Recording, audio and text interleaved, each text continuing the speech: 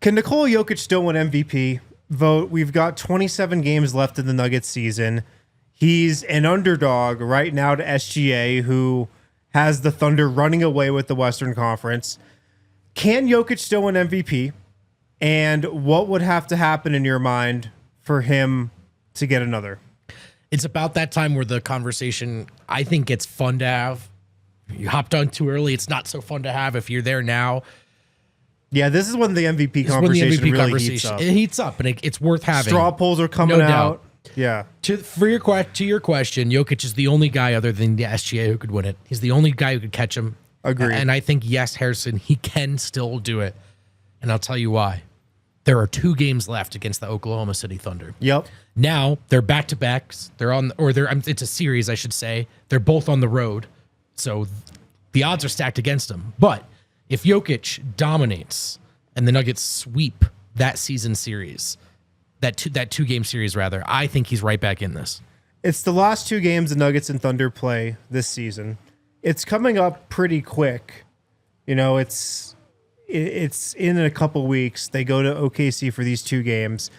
If the Nuggets win both those and Jokic just outplays SGA, I think he can get right back into the conversation. I think you'll see his odds go like way closer to where SGA's are.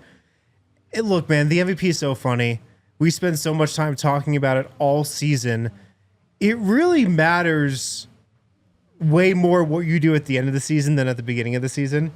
Nobody cares what you did in October, November, December, even though we watched it, we talked about it, and Nikola Jokic put up historical numbers.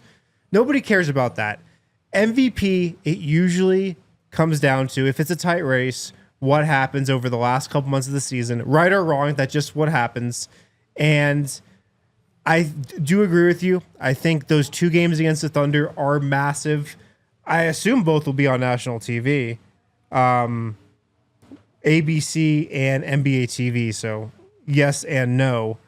One is also an ABC 11 a.m. primetime game on Sunday. That's going to be a massive game. That's scary, though. That's the first of the 2. Yeah, if Jokic dominates those 2 games, he's going to be right back in it. But I also think that the Nuggets have to close some ground on the Thunder. Yep. The Thunder are up by 8 games for the 1 seed right now. If they win the West by 8 games, I don't know if it's going to matter what Jokic does in those 2 games. I feel like that's just too big of a gap, and you're just going to have to give it to SGA for having the season that he's had and winning the West by that many games. He is clearly the spearhead of that team, clearly their best player. As great as the roster is, as complete as it is in a regular season environment, and well coached as it is, they are true contenders because they have an MVP candidate in SGA, and he is very deservingly a potential winner here. I do want to say that. Oh, 100%. Yeah.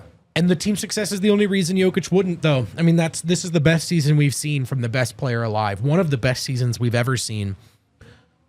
The 2 biggest difference, the team record and how well SGA has played in the games that the Thunder have played so well against other good teams. The Thunder have succeeded against the best teams in the league. The Nuggets have mostly feasted off of teams that are struggling. So on the other side of this break, Harrison, with a bunch of games against good teams lined up, including 2 against SGA, I just think the room is there for let's say, the Nuggets to grab the 2 seed, Jokic to dominate that series, and then you're looking at it as, are we sure this guy isn't the MVP, no matter what the odds say on any of your sports books?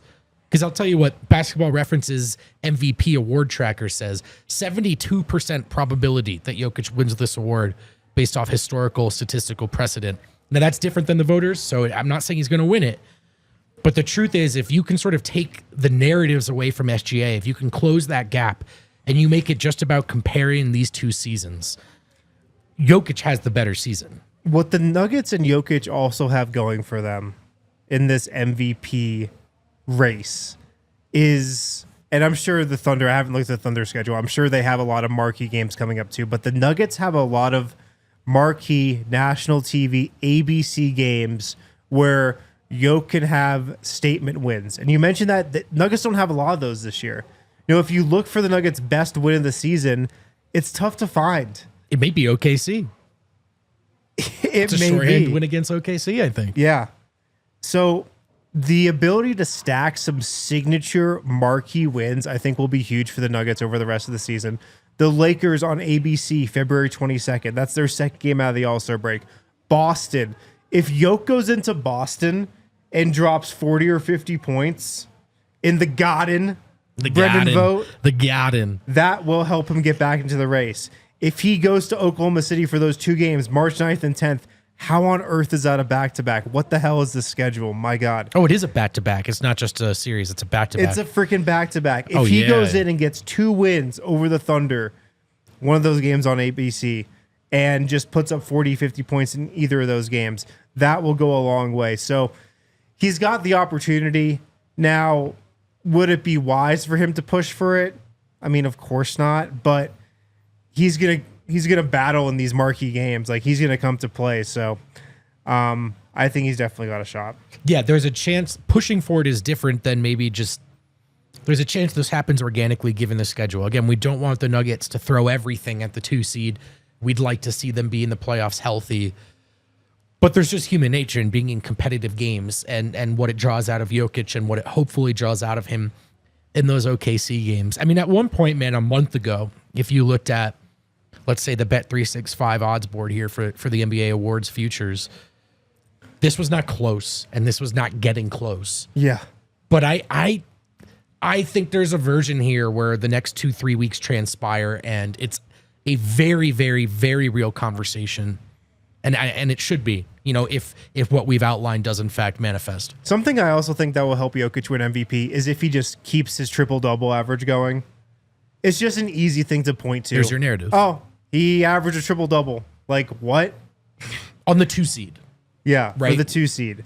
Well, and they won pretty much every game where he got a triple-double, which has pretty much happened this season. I think it's part of it, man. As dumb as it is, you know, then you can start. SGA fans could say, well, he has the 1 seed and it's not even close. And then you could say, this guy is averaging a triple-double in the 2 seed while being as efficient as he's ever been. So if you can close this gap, the truth is the wins gap is the only reason it's a conversation. As amazing as SGA has been, you know, if you did one of those Andy Bailey player polls, blind player polls, a shout out. This isn't close, right? Statistically, but we know that part of it is how good the Thunder is how much better they've been against good teams than teams like Denver. And that stuff has to be factored in.